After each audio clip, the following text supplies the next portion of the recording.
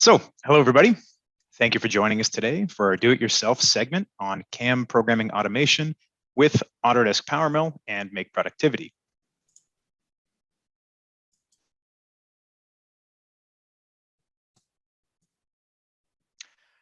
I've noted the start time right now is 1 p.m. obviously, and the last item is 1:25, so it's going to be quick and concise.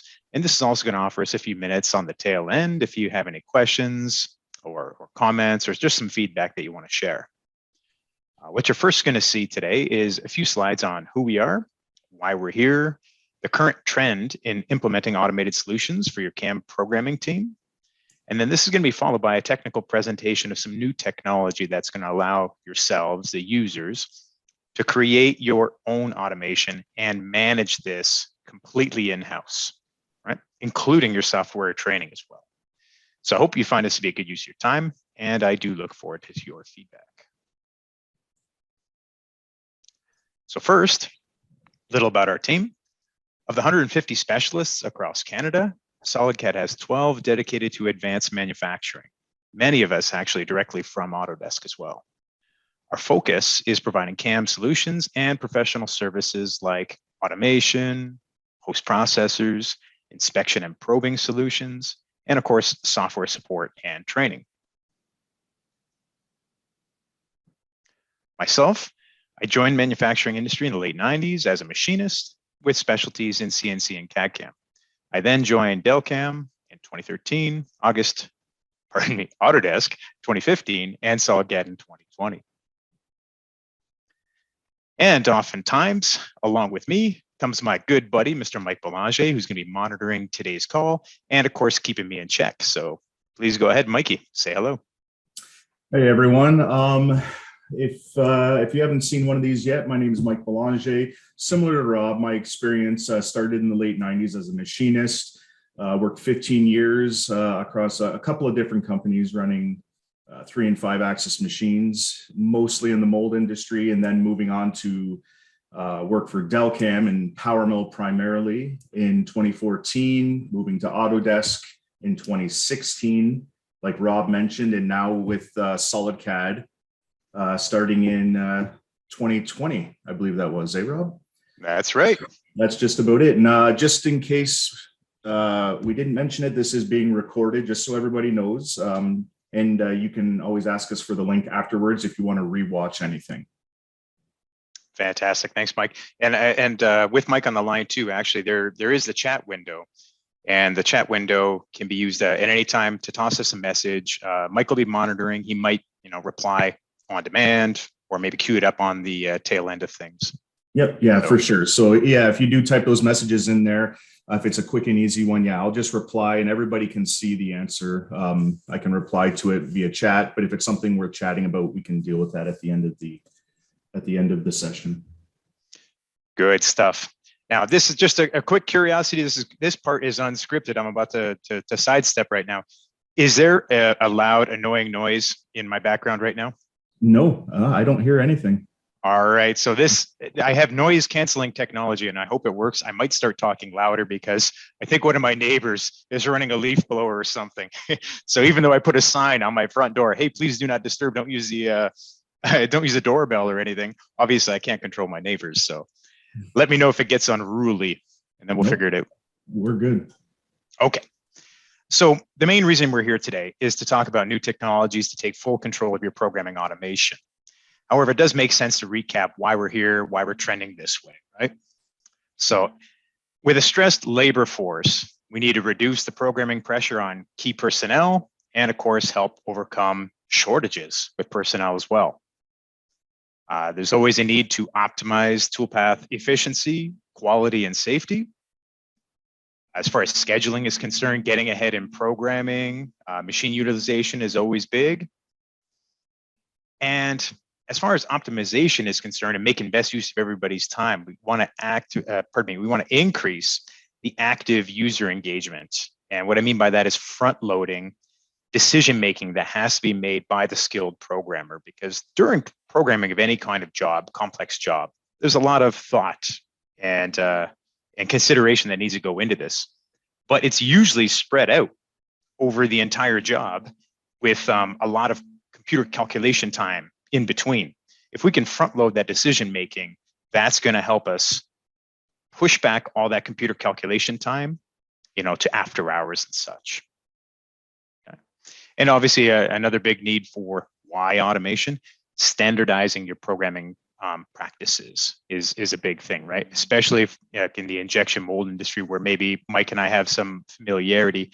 Consistent outcomes is really based on consistent approaches. Yeah. Consistency definitely is not a very common thing across different programmers and departments. That's for sure. 100%. And hey, thanks for jumping in again, because sometimes I find myself in a sentence I can't get out of. So jump in anytime. So what are some of the current trends?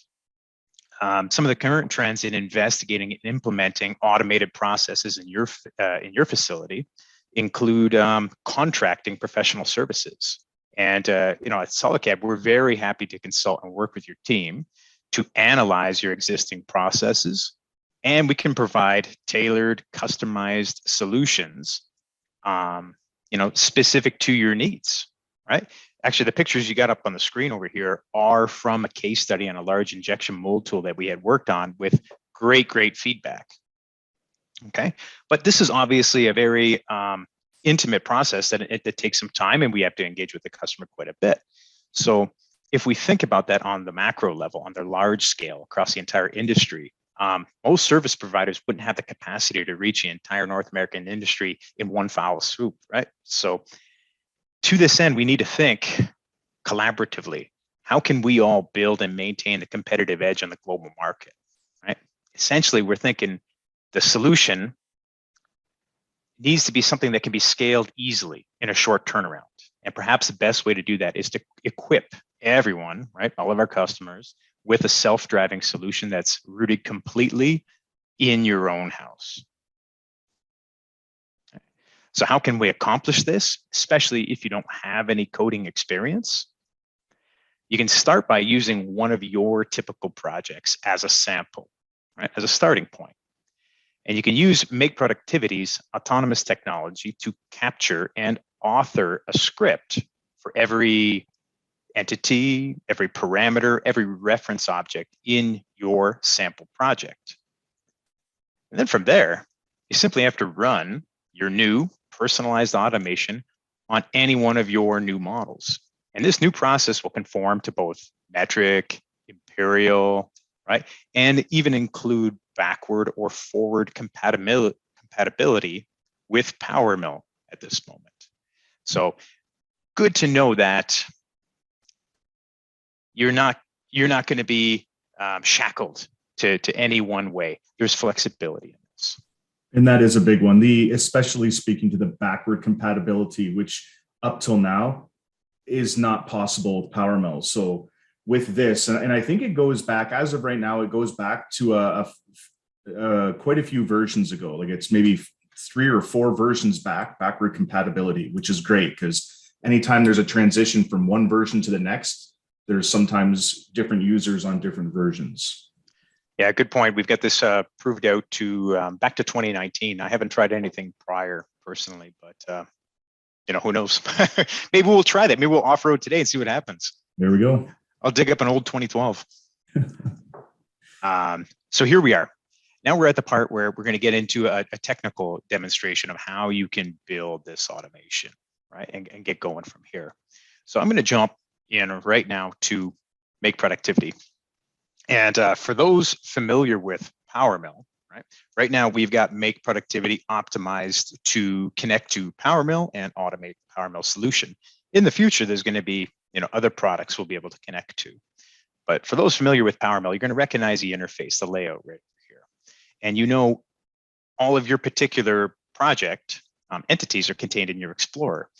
So this is going to be just a very basic adaptation, so we can do it on the fly with everybody. And if I expand, every one of these particular little entities here, you can see that this is a sample template of what someone might want to do as a roughing routine on their job. So they've got cutter paths with very specific parameters to their feeds, speeds, finish requirements, step over, step down, references like for stock material. So you're handling material in a very efficient manner, all items like this, right? So as I said, I didn't want to overwhelm this particular project. And what we're going to do now with Make Productivity is use a tool to scan this project, capture everything here, and build you an automation that you can use on whatever other job you wish. Okay. So that particular tool, we've got listed down here as automated process macro builder. Right? So what I'm going to do now is run this, and it's going to ask me right now, hey, what do you want to do? Do you want to build out everything in this project, or do you just want to grab specific entities, right? So I'm just going to build out everything in this project. And now if you take a look at that Explorer, some items are coming into activation, right? Some references are being captured. All that information is being captured right now. And here is your confirmation window. Having a quick peek at the confirmation window, this sort of tells me, hey, what did I create an automated process for? I created a limiting item like a boundary. Okay, this is going to come into my new automation.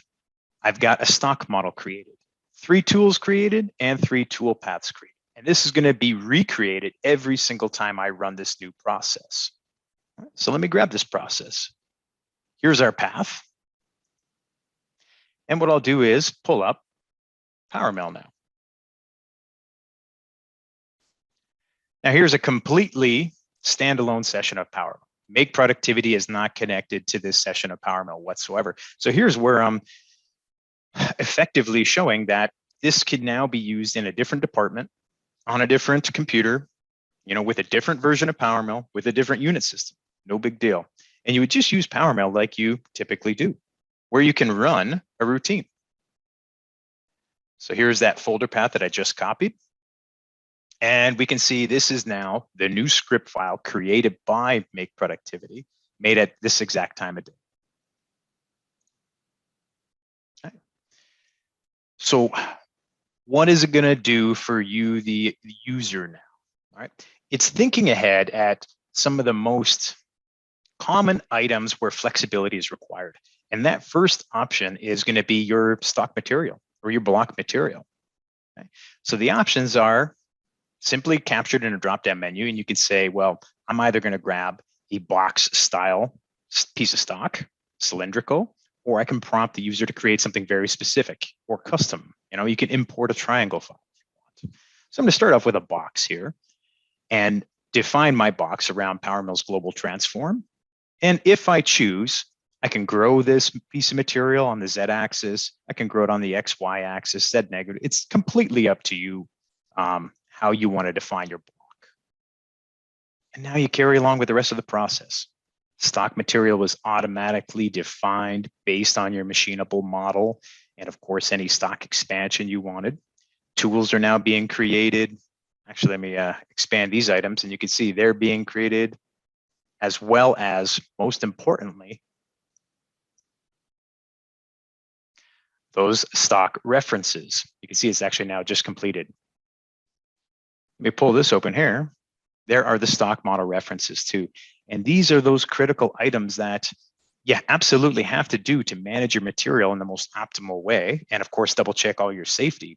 But all these little items and references and stock model states and stuff, they take time, right? And a user would ordinarily have to do this kind of one at a time, or perhaps even run their own template styles. But this is now done completely automated for you by running a script created by Make Productivity. So it's kind of like technology building technology, automation, writing automation. That's the idea here. What do you think, Mikey? Did I capture this at a basic level? Yeah. Even I understood it, so we're good. Yeah, robots rating robots, right? Yeah. Okay. So this gives a good little insight into what it can be used for in a very basic manner. But how about now in a more complex environment, right? And this is where users are really going to now enjoy the tools included in Make Productivity. So I just opened up a brand new project inside of Make Productivity. And this one I'm calling a bit more of an advanced application. If we take a look at what I've imported here, Perhaps I want to use the same fixture plates, setups, or something like that in every single automated routine I run. You can absolutely include your models inside of your sample project.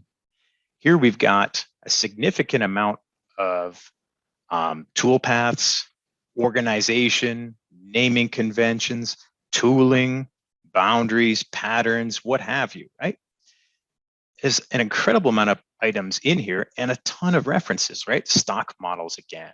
And of course your NC program too. I mean, in the end, what good is all this project work and programming if we don't create the NC code we need, right? All of it's in here, right? And all those references are there. If you effectively want to run these items every single time, you create your sample project, you organize it, name it exactly how you want it to be replicated, and then you can come straight back into Make Productivity. You can build that automated process straight from this project, record all these items, and run it every single time. So that's where we've gone with this.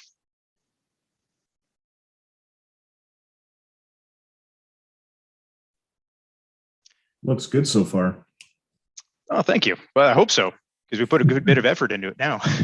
Absolutely. The next item we wanted to mention too, because it comes up a fair bit, and of course we make sure we let everybody know, hey, we've got training tools included in all this as well. So yes, it was built as a productivity suite to increase your programming capacity, but we also want to make sure that this can help your training capacity as well. So under our little light bulb here, we've got our interactive training tools. And when you queue up your on-demand 3-axis training, we've actually got an entire suite of digital training modules available to you at any time. And here it goes right over here. It queues up in a separate window, so you can keep this window on a separate monitor if you wish.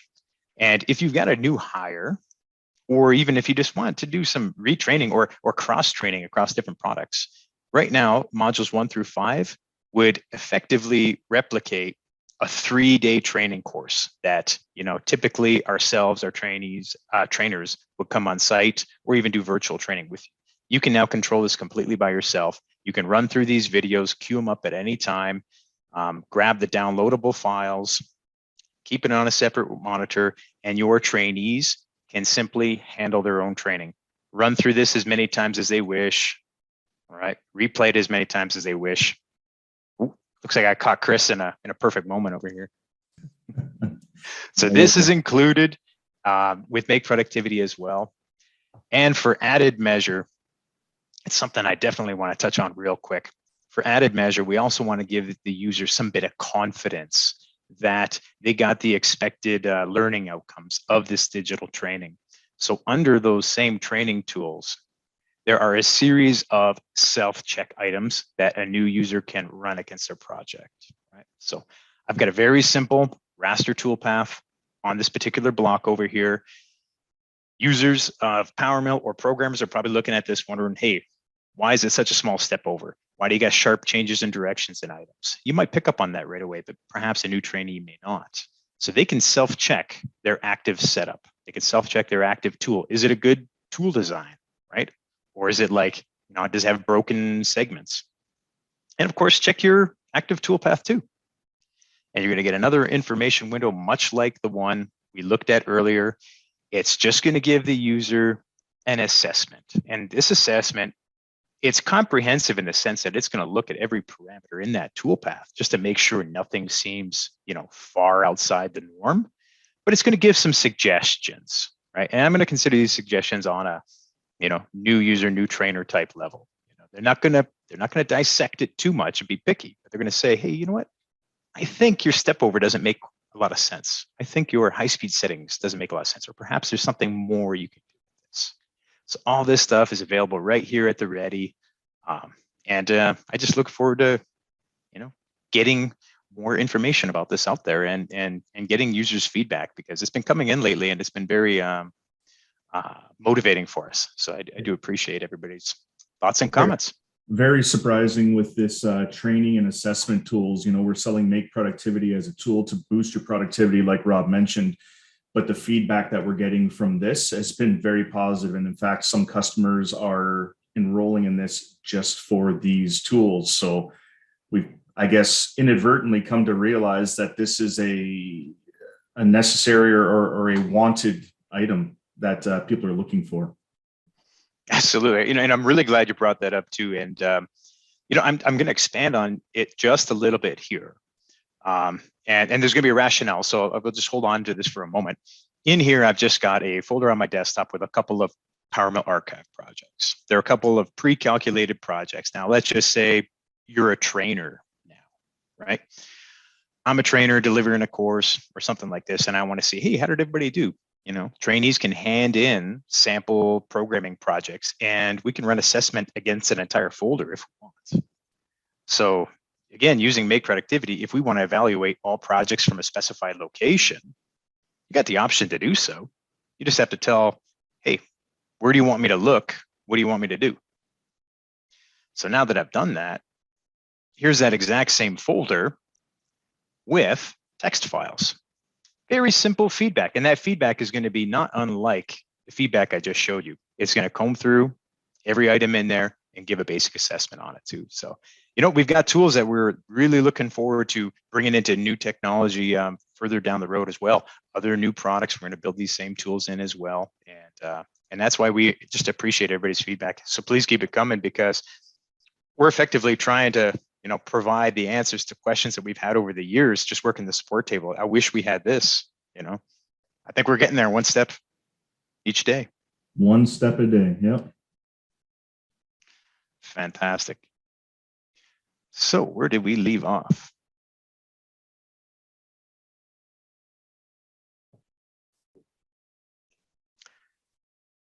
So we've obviously given some good bit of explanation of what we're doing here, right? And in closing, one of the items I'd like to expand a bit on is, like, we find the most flexible solutions are often the ones that stick to an organization, right? So the DIY processes that we're kicking out here with Make Productivity do offer that adaptation for your varying jobs.